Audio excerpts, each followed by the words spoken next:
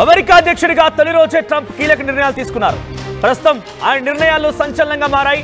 దాంట్లో Joe Biden హయాంలో తీసుకున్నటువంటి 78 నిర్ణయాలను రద్దు చేశారు. ట్రంప్ దానిపైనే తొలి సంతకం చేశారు. ఇక ప్రతి ఏడాది జనవరి 20న విమోచన దినంగా నిర్వహించేందుకు అన్ని రకాల సన్నాహాలు రూపొందించేందుకు కూడా నిర్ణయం తీసుకున్నారు. దానిపైన రెండవ సంతకం పెట్టారు.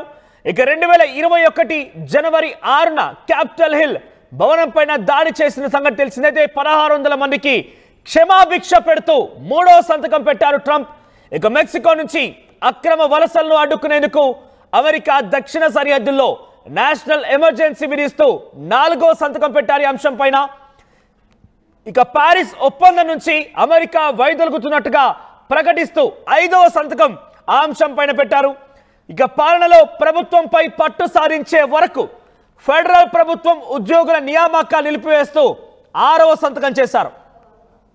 ఫెడరల్ ప్రభుత్వం ఉద్యోగులంతా ఆఫీసులకు ప్రత్యక్షంగా హాజరు కావాలని 7వ సంతకం పైన ఈ నిర్ణయాన్ని తీసుకున్నారు ఆయన. ఇక ఆన్లైన్లో భావ ప్రకటన స్వేచ్ఛ పునరుద్ధరిస్తూ 8వ సంతకం పెట్టారు.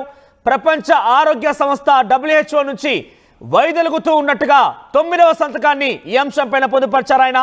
బర్త్ రైట్ సిటిజన్షిప్ ను తొలగిస్తూ 10వ నిర్ణయం తీసుకున్నారు. ఇక బర్త్ రైట్ సిటిజన్షిప్ తొలగింపుతో భారతీయులపైన తీవ్ర ప్రభావం పడే అవకాశం కనబడుతోంది.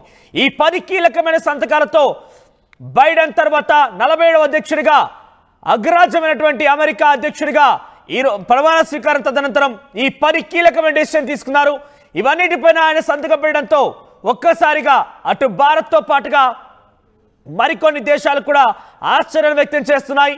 సో కొంత ఈ నిర్ణయాల పట్ల ఇతర దేశాలు కూడా కొంత అనుమానాలు, కొన్ని సందేహాల మధ్య ఉన్నాయి. వారితో ఉన్నటువంటి సత్సంబంధాల విషయంలో కానివ్వండి, వారి మధ్యటువంటి ఆ బంధాల విషయంలో కొంత ఎటువంటి విధంగా ఉండబోతుందని ఒక అంచనాకి ఆ దేశాలు రావడంతో పాటుగా మరికొన్ని విషయాల్లో ఈ రకమైన నిర్ణయాలు తీసుకోకుండా ఉంటే బాగుండేదేమో ఒక అంచనా కూడా ఆయా దేశాలు వచ్చాయి.